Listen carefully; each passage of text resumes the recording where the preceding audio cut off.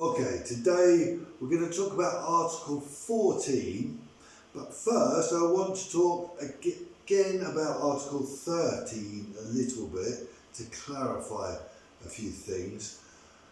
Article 13 is about personal freedom, and I did say that we've got personal freedom unless it is restricted by the law. But the law, there are certain personal freedoms that the law cannot restrict us. The ordinary law, the laws made in Parliament. For example, freedom of religion or freedom of opinion, expression, freedom of expression, freedom of movement, things like this. But first of all, this is because we've got to remember that we live in a community and our freedoms end where other people's freedoms begin. So, I can obviously ask whoever I want to marry me, but I can't insist because their personal freedoms would be violated. Or maybe we live in a community, so I can ask who I want to marry me, but there are restrictions. They can't be under a certain age, etc., etc. Even freedom of movement. For example, I've got the freedom to go to Rome. If I want to go to Rome, I can go to Rome. But I must buy a ticket because obviously we live in a community and the people on the train must be paid, the money must be invested in the train, that must be funded by the people who use the service. So living in a community restricts our personal freedoms, but the government or individuals, other citizens cannot restrict our personal freedoms just for their benefit without any law or if those freedoms are sacrosanct, are considered inviolable rights. Now, going to Article 14, we've got another individual right, and this is that il domicilio è inviolabile. Again, this shows it's rooted in Article 2, where it says la Repubblica riconosce I diritti inviolabili dell'uomo. So this is an inviolable right. Inviolable, they use that word specifically to say that it cannot be violated. These rights are part of us. We use often in England inalienable, that you cannot take away these rights. They cannot be taken away by someone else. We cannot even give them away because they're part of us. But here, there's more the sense they cannot be taken away rather than given away. There's this sense that they're to protect us from others. It says il domicilio è inviolabile. What do we mean by domicilio? It's not just the home.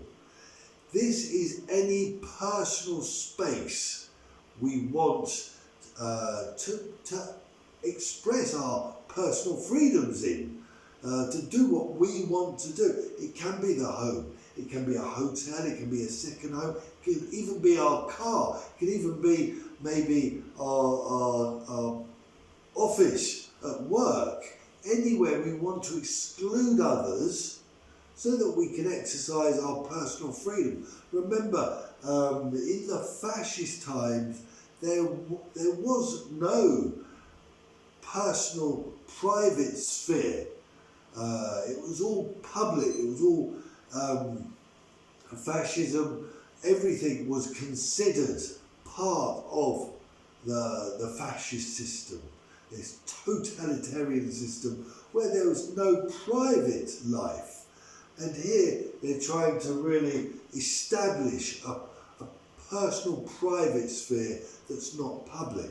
And even, a social formation like a church or a school can have this, can exclude others from that specific space, shall we say.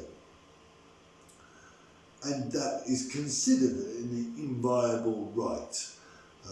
Then it continues, non vi si possono eseguire ispezioni o perquisizioni o sequestri se non nei casi e modi stabiliti dalla legge secondo le garanzie prescritte per la tutela della libertà personale. So it emphasised this is to protect the personal freedom, and as in the personal freedom, there are exceptions, the exact same exceptions. It can be violated, this domicilio, if there is an urgent and necessary reason. For example, if the police suspect that we've got drugs and we're making bombs or something, and they must enter quickly, but then they must, within 48 hours, tell the magistrates or a judicial authority and ask for permission, and within 48 hours of the judicial authority receiving that, they must give permission, otherwise it's not possible. It will all be null and void.